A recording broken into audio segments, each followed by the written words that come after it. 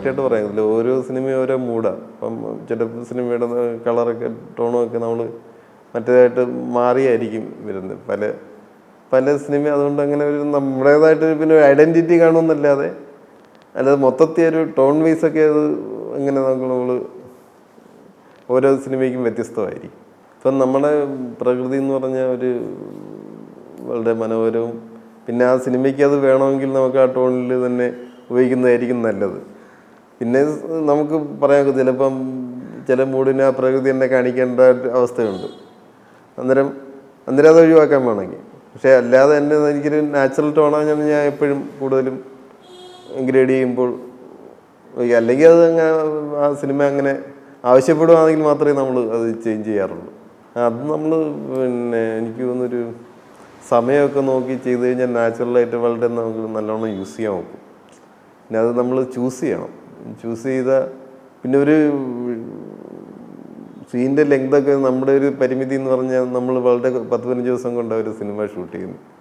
അന്നേരം ഒരു Latin continue കിട്ടണമെങ്കിൽ ചിലപ്പോൾ നാച്ചുറൽ ലൈറ്റ് ചെയ്ത് കഴിഞ്ഞാൽ 2-3 ദിവസമൊക്കെ ഷൂട്ട് ചെയ്യുന്നുണ്ട്. അന്നേരം നമ്മൾ ലൈറ്റ് ഉപയോഗിച്ച് കഴിഞ്ഞാൽ ഏകദേശം അത് സീൻ എളുപ്പം ചെയ്യാൻ നോക്കും. നമുക്കൊത്തിരി ഒരുപാട് പരിമിതികളുണ്ട്. പിന്നെ ഇൻ്റർനാഷണൽ മൂവി ഞാൻ ചെയ്തിട്ടുണ്ടോ എന്ന് ചോദിച്ചാൽ അങ്ങനെ ചെയ്തിട്ടില്ല. നമ്മളെ സംവേദന ചെയ്തതൊക്കെ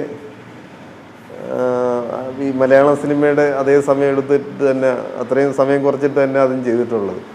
പക്ഷേ അതൊന്നും അധികം വലുതായ സിനിമ ഫൈനൽ റിസൾട്ടിന് ബാധിക്കാതെ തന്നെ നമുക്കത് ചെയ്യാൻ പറ്റിയെന്നുള്ളൊരു ചാരിതാർത്ഥ്യമുണ്ട്. പിന്നെ നമുക്ക് നിശ്ചിതമായിട്ട് അങ്ങനെ ഒരു ഷെയ്ഡ് വയ്ക്കാൻ നോക്കത്തില്ല. ചിലപ്പം ആ ലൊക്കേഷൻ അനുസരിച്ചായിരിക്കും നമുക്ക് ചിലപ്പം അല്ലെങ്കിൽ ചൂസ് ചെയ്യാം. നമുക്ക് വേണമെങ്കിൽ ലൊക്കേഷൻ അങ്ങനെ ചിലപ്പം കളേഴ്സ് മൂഡ് മാറ്റാം. ചിലപ്പം പിന്നെ ലൈറ്റിൻ്റെ രീതി മൂഡ് മാറ്റാം. ചിലപ്പം ലൈറ്റിൻ്റെ കളർ തന്നെ മൂഡ് മാറ്റാം. അങ്ങനെ മൂഡ് ചേഞ്ച് ചെയ്യാൻ ഒരുപാട് ഉപാധികളുണ്ട്. അങ്ങനെ ഇപ്പം ഏതൊക്കെ ചൂസ് ചെയ്യുന്ന ചിലപ്പോൾ എല്ലാം കൂടെ നമ്മൾ ഉപയോഗിച്ചെന്നിരിക്കും.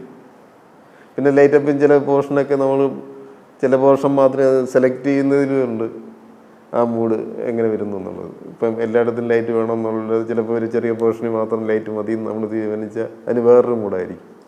മൊത്തം എല്ലാ ഫുൾ ഏരിയ ലിറ്റഡ് ആയത് നമുക്ക് കാണുന്നവർക്ക് മനസ്സിന് വേറൊരു മൂഡായിരിക്കും അതിന് വരുന്നത്. ടെക്നോളജി ഞാൻ പോസിറ്റീവായിട്ട് തന്നെ കാണുന്നത്. ആ ചേഞ്ച് എന്ന് പറഞ്ഞാൽ ഇപ്പോൾ ഫിലിമിൻ്റെ ആ ക്വാളിറ്റിയിലോട്ടൊക്കെ ഡിജിറ്റലും എത്തിയിട്ടുണ്ട്. പിന്നെ നമുക്ക് പിന്നെ ചിലവ് കുറയ്ക്കാമെന്നുള്ളൊരു പക്ഷേ ഇപ്പം ഡിജിറ്റലുള്ള ക്യാമറയൊക്കെ എക്സ്പെൻസീവ് തന്നെ. ക്യാമറ മറ്റേ ഫിലിമിനെക്കാട്ടി എക്സ്പെൻസീവ് തന്നെ ഇപ്പോൾ ഉള്ളത്. പക്ഷെ അല്ലാത്ത ക്യാമറയും ഉണ്ട്. നമുക്കും ആ റിസൾട്ട് കൊണ്ടുവരാൻ നോക്കുമെന്നാണ് എൻ്റെ വിശ്വാസം. അത് രണ്ട് രീതിയിലും നമുക്ക് ചെയ്യാൻ നോക്കും.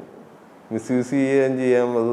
അത് ക്രിയേറ്റീവായിട്ട് കൂടുതൽ നല്ല രീതിയിലും കൊണ്ടുവരാം. ഇപ്പം എന്ന് പറഞ്ഞാൽ ഈ ഗ്രേഡിങ് എന്ന് തന്നെ പറഞ്ഞ പണ്ട് ഉള്ള രീതിയിലല്ല ഇപ്പം DA കറക്ഷൻ എന്ന് പറഞ്ഞ് അതിൻ്റെ ഒരു വേറൊരു രീതിയാണ് DA കറക്ഷൻ ഗ്രേഡിങ്. പണ്ട് ഫിലിമിന് ഗ്രേഡ് ചെയ്യുന്നത്.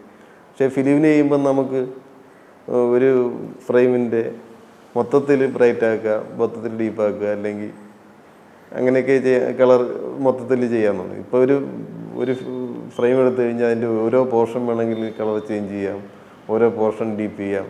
അങ്ങനെയൊക്കെ ഒരുപാട് പോസിബിലിറ്റി ഉണ്ട്. പിന്നെ അങ്ങനെ അതിൻ്റെ ഒരു എന്ന് പറഞ്ഞു കഴിഞ്ഞാൽ അതിൻ്റെ ഒരു കുഴപ്പമെന്ന് പറഞ്ഞു കഴിഞ്ഞാൽ ചിലർ ശ്രദ്ധിക്കാതെ ഷൂട്ട് ചെയ്യുമ്പം തന്നെ ശ്രദ്ധിക്കാതെ ചെയ്തിട്ട് അവിടെ ചെന്ന് കറക്റ്റ് ചെയ്യാവുന്ന ഒരു ഉപാധി വരുന്നുണ്ട്.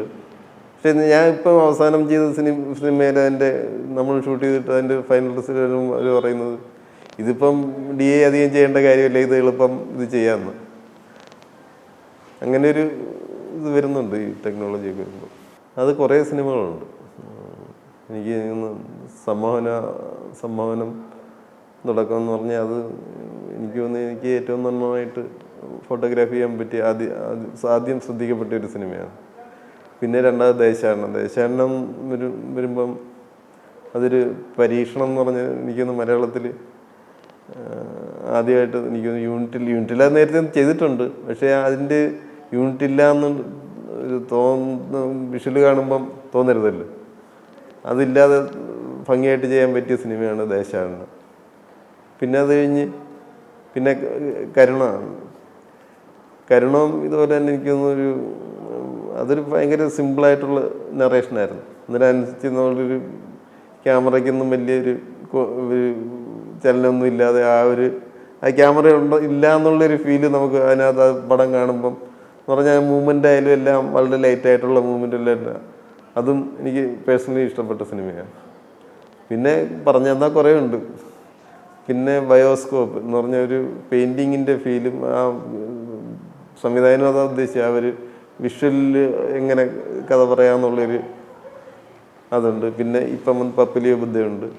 അങ്ങനെ കുറേ സിനിമ എനിക്ക്. പിന്നെ മുരളി നായരുടെ അരിമ്പാറ എന്ന് പറഞ്ഞ സിനിമ, അത് ലൈറ്റപ്പിൻ്റെ ഒരു വളരെ നന്നായിട്ട് ലൈറ്റായി പോകാൻ പറ്റും. അങ്ങനെ കുറേ സിനിമകളുണ്ട്. ഇല്ല, ദേശാടനത്തിന് എനിക്ക് കൂടുതൽ മിറർ വെച്ചിട്ടാണ് ഞാൻ കൂടുതലും ഇൻറ്റീരിയറൊക്കെ ലൈറ്റപ്പ് ചെയ്ത്. മിറർ സൺലൈറ്റും റിഫ്ലക്റ്റ് ചെയ്തിട്ട് അത് പിന്നെ ചിലപ്പം സോഫ്റ്റ് ചെയ്യാൻ വേറെ റിഫ്ലക്റ്റ് ചെയ്യുക, അല്ലെങ്കിൽ അത് തന്നെ ഫോർവേഡ് വേറെ ലൈറ്റ് ഉപയോഗിച്ചു. പിന്നെ ഇത് പ്രശ്നം എന്ന് പറഞ്ഞാൽ നമ്മളൊരു കീ ലൈറ്റ് എപ്പോഴും മെയിൻറ്റെയിൻ ചെയ്യണ ഒരേ സ്ഥലത്ത് നിന്ന് ആളുകൾ തിരിഞ്ഞാലൊക്കെ അത് ചേഞ്ച് ചെയ്യാനൊക്കെ കുറച്ച് നമ്മൾ സമയം എടുക്കണം. കുറച്ച് ചിലപ്പോൾ ഇത് നല്ല സൺലൈറ്റ് വേണം. അങ്ങനെ കുറേ ഡിപ്പെൻഡ്. പ്രധാനമായിട്ടും അത് സാമ്പത്തികത്തിൻ്റെ ഇതുകൊണ്ടാണ് അത് തുടക്കമെങ്കിലും ജയരാജായിരുന്നു ആദ്യം ഇത് അങ്ങനൊരു അവസരം ആദ്യമായിട്ട് വരുന്നത്. അതിനു മുമ്പേ മുരളി നായരുടെ ഇല്ല, അതിന് കഴിഞ്ഞിട്ടാണ് തോന്നുന്നു. മുരളി നായരുടെ ക്യാൻല അവാർഡ് കിട്ടിയ സിനിമ, അത് ഇതുവരെ യൂണിറ്റൊന്നും ഇല്ലാതെ ഞങ്ങൾ കുറേ ലൈറ്റുകളൊക്കെ വെച്ചിട്ടായിരുന്നു ഷൂട്ട് ചെയ്തത്. തീർച്ചയായിട്ടും പ്രചോദനം തന്നെ അവാർഡ്. പിന്നെ നമുക്ക് ഉത്തരവാദിത്വം കൊണ്ട് ഇത് ഇങ്ങനെയുള്ള നമ്മൾ എല്ലാവരും ശ്രദ്ധിക്കും. ഇത് ഇങ്ങനെ ഞാനാ ചെയ്യുന്നതെന്നുള്ളൊരു അതിനകത്ത് എന്തോ ഉണ്ട്, അത് മോശമായിക്കൂടാ. അതിനകത്ത് തീർച്ചയായിട്ടും ഒരു അവാർഡെന്ന് പറയുന്നൊരു പ്രചോദനം തന്നെ. ഇല്ല, നമ്മൾ യഥാർത്ഥത്തിൽ ഞാൻ ബേസിക്കലി മടിയനാണ്. ഇത് ഈ ക്യാമറ കാണുമ്പോഴേ ഉള്ളൂ നമുക്കൊരു ഊർജ്ജം വരും. ഈ പിന്നെ യഥാർത്ഥ സംവിധാനമാണ് ഇത്രയും കൂടെ ചിന്തിക്കുകയും കൂടുതൽ വായിക്കുകയും ഇല്ലാതെ നമ്മൾ ചെയ്യുമ്പോൾ അങ്ങനെ ഒരു സീരിയസ് ആയിട്ട് ചെയ്യുകയാണെങ്കിൽ അങ്ങനൊരു പ്രശ്നമാണ്.